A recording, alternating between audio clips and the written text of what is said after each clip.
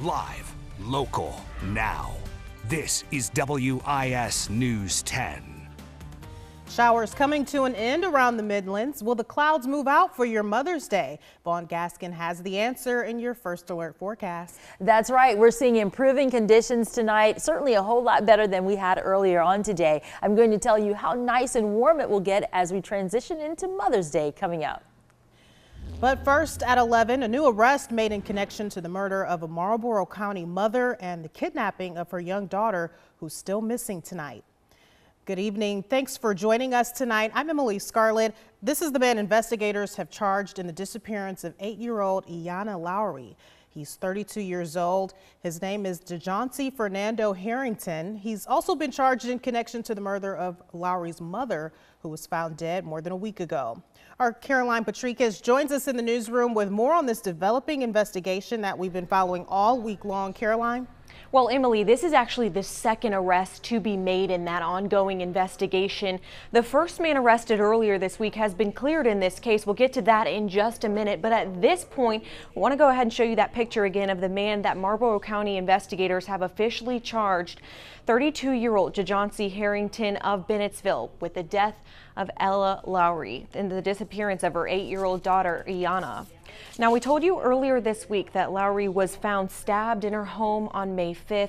Lowry's daughter, Iana, has not been seen since. Multiple authorities, including state police and the FBI, are continuing to search for her.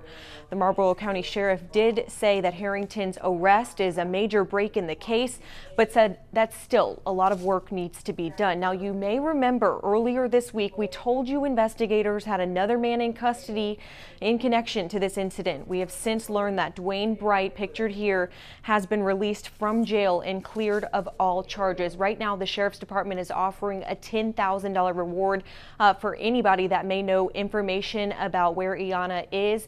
They're trying to recover her and locate her. You can call Crime Stoppers 1-888-CRIME-SC if you know anything at all. For now, live in the newsroom, I'm Caroline Patricus, WIS News 10. Thanks for that, Caroline. Here in Richland County, loved ones are concerned for the safety of a woman who has not been seen for more than 2 weeks. Deputies say 20-year-old Deasia Hicks hasn't been seen since she left her home on Mellowwood Drive on Friday, April 28th.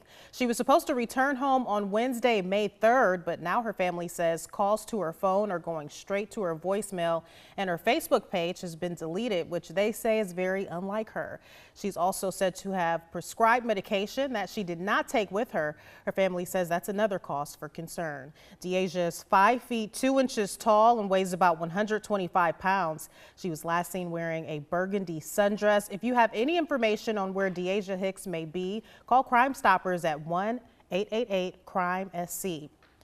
Also new at 11, Sumter County deputies have arrested a 67-year-old woman who reportedly tried to burn down her home with family members still inside. Willie Maymay McKilla has been charged with arson and 3 counts of attempted murder. Investigators responded to the home in Wedgefield on Highway 261 South just before 5 this evening. Deputies say McQuilla admitted to starting a fire and barricading the doors to the home while family members were still inside. This is a picture of the aftermath of that fire. You can see there's extensive damage to the home. Her relatives were able to escape unharmed. A bond hearing for McQuilla will be held tomorrow morning. All right, we're watching improving conditions. The old rain has moved out. We're now on the way to opening the door to clearing skies. It's going to take a while, but we will eventually see a decent clearing set up for tonight. 65 degrees for you now in Columbia, 67 in Lexington. You're at 59 already in Saluda. We're also having some issues with visibility with that low-hanging moisture in place. So visibility down to about 8 miles in Saluda, but 3 miles for you over in Newberry, 7 miles for you Winsboro. No problems through Columbia, Lexington. St. Matthews, you're down to 4 miles with 7 miles in Orangeburg. 59 is where we're going for the overnight low, so it should still be fairly mild. We're going to set it up for 85 degrees tomorrow with mostly sunny skies to enjoy mom. Now, there is a slight chance that you could run into an early morning sprinkle. This is basically a model that's picking up on some low-hanging cloud cover and fog, but it shouldn't be an issue for you. You will have to look at these temperatures warming up to 85 degrees with plenty of sunshine. We'll talk details on what else you can expect after Mother's Day coming up in just a bit. Thanks for that, Vaughn. Developing news tonight out of North Korea, where 3 U.S. officials confirmed to NBC News that North Korea has launched a projectile from a region near its west coast. Defense officials were assessing the nature and trajectory of the launch.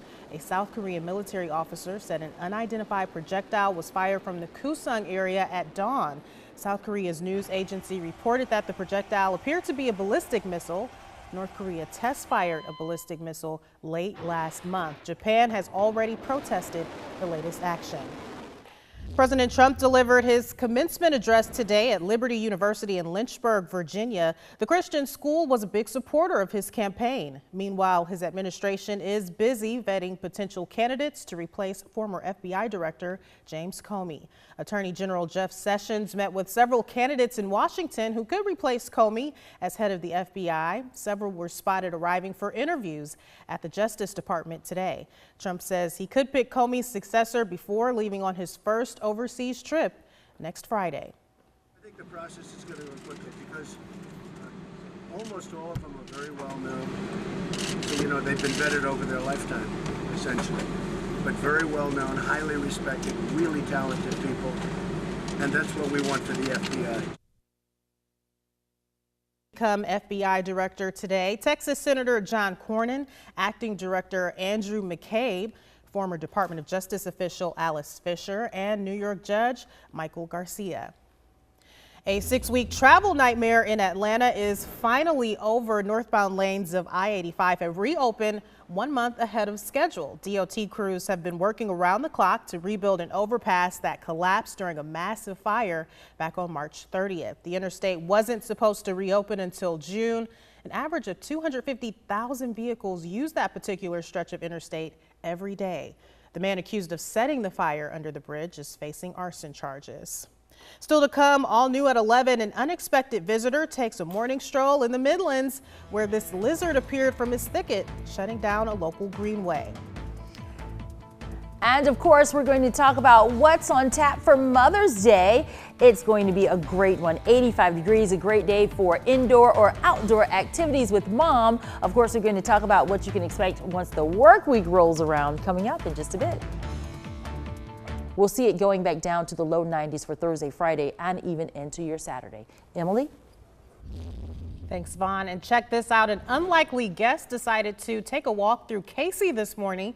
The Department of Public Safety had to block off areas near the bridge by Scanna and the Timmerman Trail after this 9-foot gator appeared on one of the greenways. That was around 10 this morning. Officers were able to get the gator to a nearby creek, but the area remained closed as a precaution. There are signs posted in that particular area of Timmerman Trail warning about gators.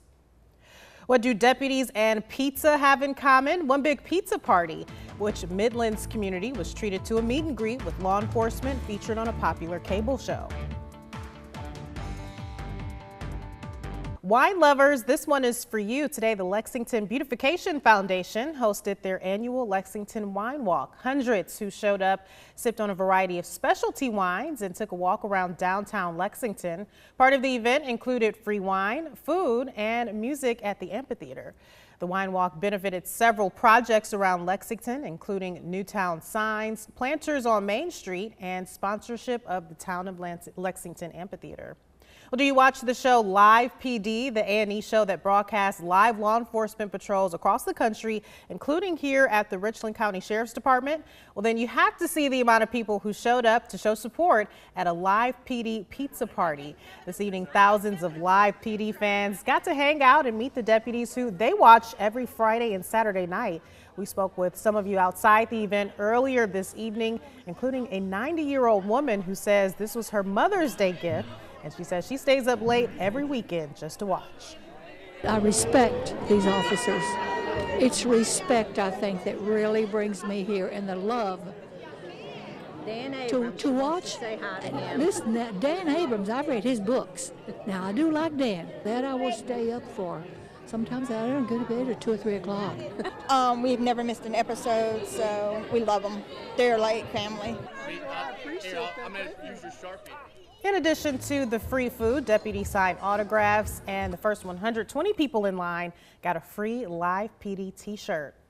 Coming up in sports, Gamecocks baseball tries to pick up a big win on the road. Plus, two Midlands teams take a step closer to claiming a crown on the diamond. Sports is next.